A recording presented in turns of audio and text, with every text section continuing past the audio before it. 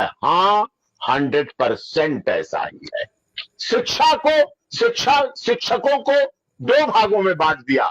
एक सरकार के सरकारी टीचर तो बहुत अमीर हो गए, और एक जो शिक्षा मित्र से जुड़े हुए, काम दोनों का बराबर, ड्यूटी दोनों की बराबर, जिम्मेदारी दोनों की बराबर, रिस्पॉन्सिबिलिटी दोनों की बराबर, इलेक्शन कमीशन का काम दोनों में बराबर आता है। कोरोना काल में दोनों को बराबर सहभागिता रही, चुनाव में दोनों का काम आता है, जनगणना में दोनों का काम आता है, मुख्यमंत्री जी आते हैं तो दोनों को आना पड़ता है, मिनिस्टर जाते हैं तो दोनों को आना पड़ता है, डीएम साहब पहुंचते तो दोनों की जिम्मेदारी सबकी, बाढ़ आती है तो दोनों की जिम्मेदारी सबकी, कोई प्राकृतिक आपदा आती है तो दोनों की जिम्मेदारी बराबर है।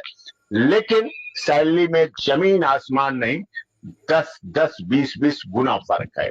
कहां 10,000, कहां 1-1.25 लाख। तो ये क्या शिक्षा मित्र वालों को आटा फ्री में मिल रहा है, दाल फ्री में मिल रही है?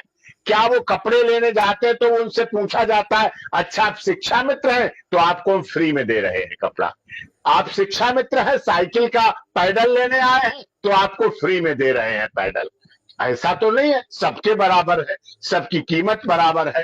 तो ये जो भेद है, इस भेद के लिए माननीय सर्वोच्च न्यायालय को भी जागरूक होना चाहिए, और देश की सरकारों को, प्रदेश की सरकारों को और देश की केंद्र सरकार को भी, मानव संसाधन मंत्रालय है उसको भी जागरूक होना चाहिए। और शिक्षा के क्षेत्र में जो असमानता है, जेलों में असमानता खत्म कर दी, सब बराबर कर दिए गए, कोर्टों में असमानता खत्म कर दी गई, सब बराबर कर दिए गए, इलाज में असमानता खत्म कर दी गई, सब बराबर कर दिए गए। लेकिन आज भी शिक्षा के क्षेत्र में जो शिक्षक ही डॉक्टर बनाता है, शिक्षक ही जेल सुपरिटेंडेंट बनाता है, शिक्षक ही नेता बनाता है, शिक्षक ही पत्रकार बनाता है, शिक्षक ही अभिनेता बनाता है, उन सब में असमानता खत्म कर दी। शिक्षा मित्रों के साथ अभी भी असमानता पूरी तरह से चल रही है, और जिसको हमारे शिक्षा मित्र लगातार इस बात को झेल रहे हैं।